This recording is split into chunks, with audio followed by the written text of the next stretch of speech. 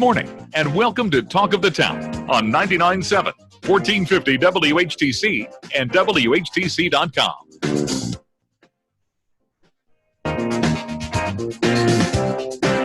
And we welcome you to Talk of the Town for this Friday, April the 10th. I'm Gary Stevens. We'll be open line following the 10 and 11 o'clock news blocks. Patty Vandenberg will join us a little bit less than an hour from now with What's New Around Howland. And we're expected to be joined about an hour or so by Allegan County Board Chairman Jim Story. But it's Ask the Attorney time. It's the second Friday of the month. And being the month of April, the attorney that is stepping forward is Ken Puzycki of the Law Office of Ken Puzycki. He's on our Zoom connection. Ken, good morning and welcome back to Talk of the Town. Good to be back. I apologize for the little bit of a glitch we had, and we are recording this, by the way, as we speak. So while you in the audience out there can't join us in our Zoom connection, you can chat with Ken via the telephone at 395-1450, 395-1450. Before we talk about the legal aspects and some of the questions about probate that we normally ask you, how have you and Puzycki, the law office of Ken Puzycki, handled this COVID-19 situation and how you guys are doing business right now? You know what? I don't know that we'll ever get to the probate questions because I could talk for the full period here. My little world is really in an upheaval insofar as I can't talk to my clients face to face anymore, at least until this is over. Yeah. And it's interesting because, and this hasn't made the news, but in my little world, it did. Yes, on Wednesday, the governor signed an executive order that allows us to witness and notarize people signing their documents via Zoom or via any. If you wanted to sign your will or your trust or your powers of attorney, you don't have to come into my office. We just have to get on Zoom and to see you signing your documents on Zoom. And then you send them back to me, and I will witness them without you having to be there. That's a big game changer there, Ken. It is because real estate companies have been doing this for several years. With purchase agreements, nobody signs purchase agreements anymore. You get emailed the purchase agreement, and you authorize for e-signing or e-signature, and purchase agreements just really don't get inked anymore. But estate planning documents always had to. And during this COVID-19 crisis, the governor has said we're going to allow people to sign things over the internet, not electronically the way you sign a purchase agreement, because when you e-sign, you click a button on the computer, and that is as good as a signature on the purchase agreement. But for estate planning documents, it's not e-signing, it's me seeing you on real-time video signing your estate planning documents and being able to witness them after the fact by myself signing the witness line on the document. And again, with the stay in place order, we're starting to, again, this hasn't happened until the day before yesterday, but we've been having video conferencing initial consults with our clients since this thing began. So we are very thankful that the governor passed this new executive order, because now we can actually start signing documents. But the other two attorneys in the office, Andy and Sharmila, they're working from home. I've been coming into the office more often than I care to admit. But my role here is to make sure that they have work that they can do remotely. So I'm that critical person. Let's get to the phones. 395-1450, 395-1450. Good morning. You're on the line with Attorney Ken Puzycki. Good morning. I have a question as to what recourse you have if you feel your lawyer is erring. Over my lifetime, I've had 6 contacts starting when I was a boy with lawyers, and I would say that only 2 of them were very good. And for instance, if you're changing a will to a trust, you can call different lawyers up, and they'll give you a quote as to how much that will cost. Some won't even dare, give you a quote because you don't know whether it's going to be $1,200 or $12,000. So there, but then once you make that agreement with the lawyer, and you start out, if there's any slight deviation, the meter is running. The charges keep mounting and mounting and mounting. And it doesn't seem like you have a recourse. I had a family member that had got a divorce, and the divorce lawyers kept running the charges up and up and up, and nobody knows what the charges should be or why they're going up that much. What recourse does Joe Q. Citizen have in this case? Well, the short answer is if you do not have a fee agreement,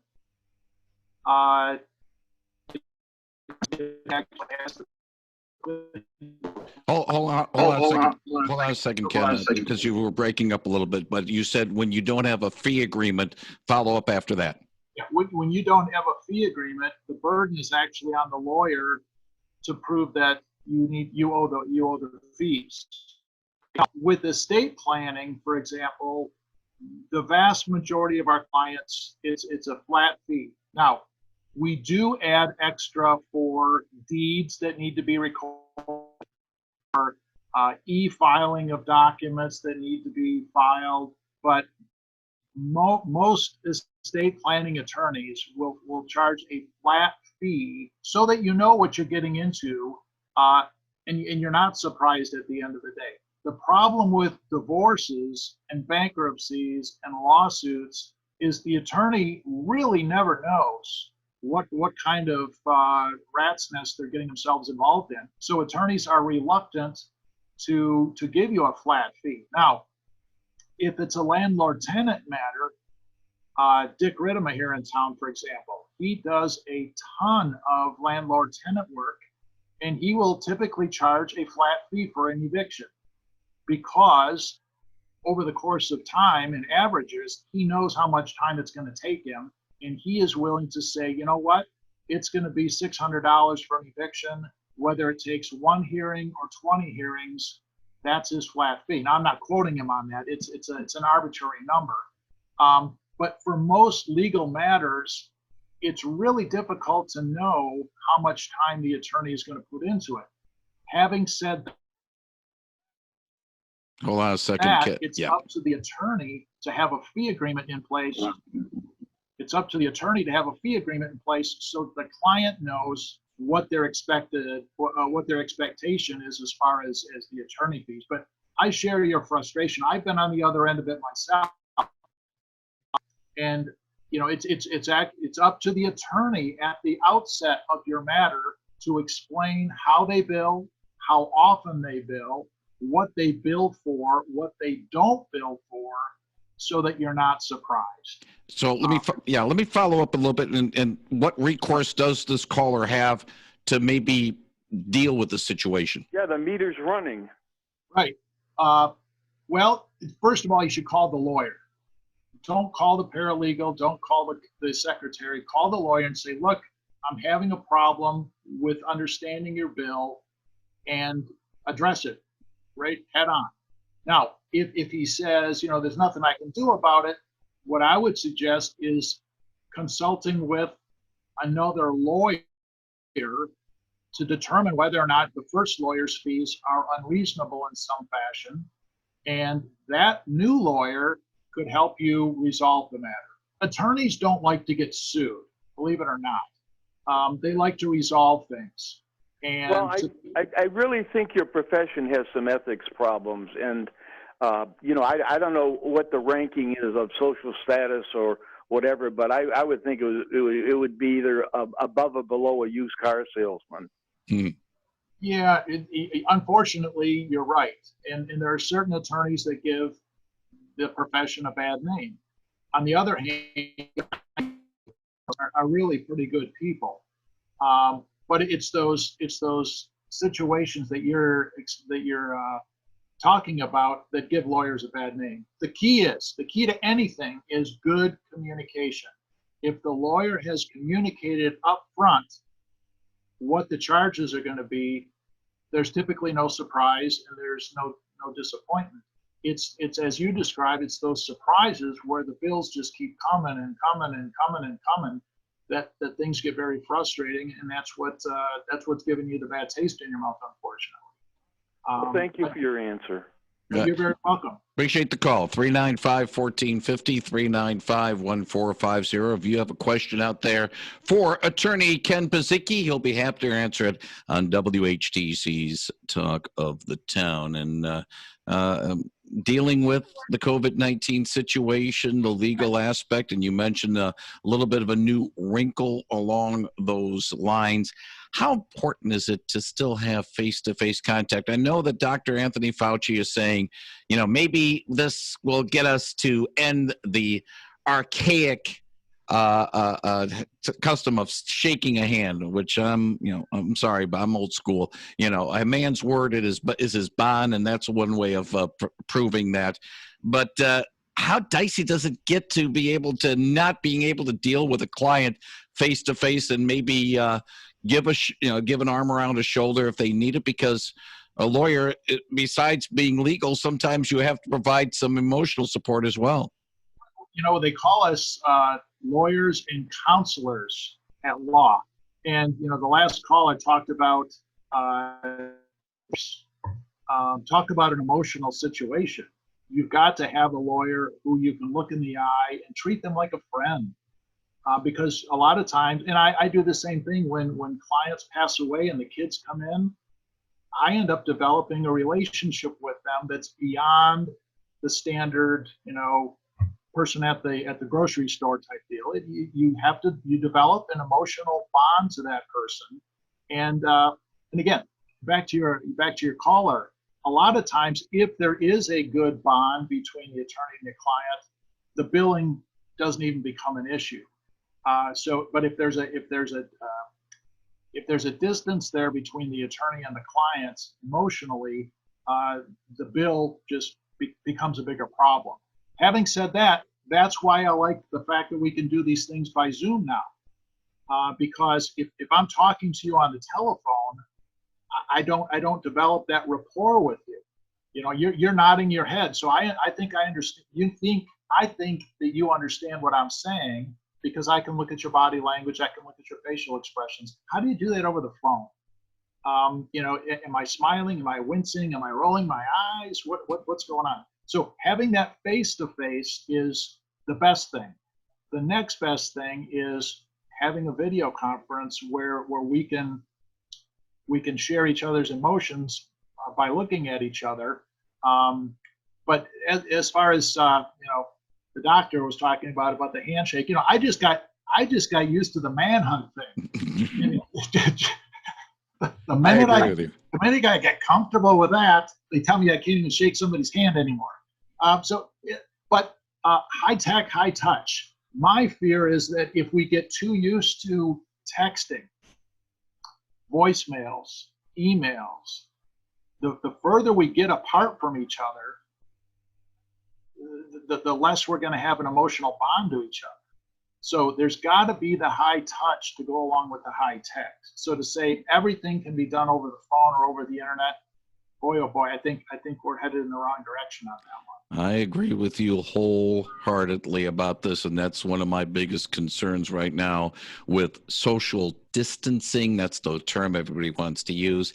I tend to be a little bit more, tougher about the fact of social isolation, and because we're away from the legal field here on this one, Ken, but we're social creatures, and we need to be close to each other because that's the way we're wired. And there's a balance there. It's not again, it's not binary, right? It's the word of the century. Mhm. It's not yes or no. It's not contact versus no contact. There's a happy medium there. And as long as you're smart about it, you can have both. You can have both. Now, that being said, really the critical issue at this point in time with COVID-19, and I didn't look at the statistics yet today, but my recollection is that there are 54 cases in Ottawa County at this point. Somewhere around there. Peg always has an eye on that, so it's okay. So how many of those people have medical powers of attorney in place? And I would wager a fairly large bet that very few of them have it, and those that don't have it are probably signing them as they're laying in the hospital, because the doctors say, look, you got to have one of these in place. Who do you want making decisions for you? And then they come along and they check the box and they sign the document right then and there. My suggestion is get it done now while you're thinking soundly. And whether it's COVID-19, whether it's a car accident, whether it's Alzheimer's, get it done. That is the most important document that I provide to my clients, because it literally is it's a matter of life and death for a lot of people. Yeah, go ahead, Ken. I was going to say it's interesting. I was listening to the commercial for the funeral services that came on before we came back, and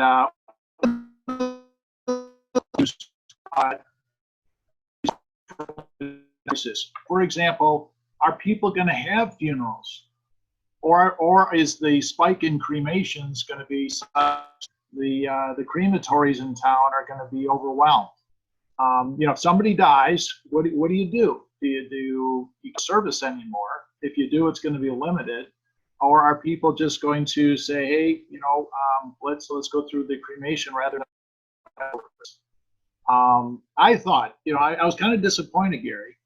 The last time I was on, you were riddling me with constitutional law questions. I thought you were going to ask me whether it was constitutional to order people state by state to stay in their homes. So I was actually prepared for that. Well, it's the thing, though, and I believe in, correct me if I'm wrong, in Michigan, that the governor's executive order for stay home, stay safe is based a little bit on her emergency powers that has been granted. That's right. And the question is, does the president have those emergency powers to cover the entire state? The answer is no. But it's a gray area, and the president is in a quandary. Does he side with the federalists who think that the federal government should be doing everything, or is it states' rights? Should each state have the right to determine whether or not there's a stay-in-place order? Very interesting constitutional issues, and my gut tells me he would like to do something like that, just to exercise his political muscle. On the other side, he doesn't want to ruffle the feathers of the people who are pro states' rights. Now, the thing is, though, Ken, the only way, maybe, and correct me if I'm wrong, that the president could do something on a nationwide level, martial law? State of war. And are we in a state of war? So it's really, there's so many tangents to this issue. The other issue, the practical issue in my little world, is life insurance. Are people going to be able to get life insurance anymore? Think about that for a minute. The probability of dying has just gone up astronomically, and the life insurance companies are really going to be taking it in the knees, both for people who have life insurance now and for people who want to get life insurance for the future. And just a word of wisdom to the listeners out there: if you have life insurance policies, do not let them lapse. Do not let them lapse. And if you have a term policy, most people, young couples, for example, they will get a 20 or a 30-year term policy, which means if they don't die within that term, there's nothing left at the end of the 20 or 30 years. However, most term policies have a conversion option where typically halfway through the term, you can go back to your insurance company and say, oh, by the way, I want to convert this term insurance policy to a whole life product without any underwriting. And that may be a way to get insurance beyond the term. Yeah. But if you have insurance, put it in your pocket, keep the premiums paid. Hope you don't need it, but keep it for your family. Ken Puzycki, attorney at law, the law office of Ken Puzycki. We'll put a link to your law office when we put the podcast, the audio version of this, on our website at WHTC.com. Appreciate you joining us today. Happy birthday to my son, David. He's 22 today. Congratulations, and hope he has a good day.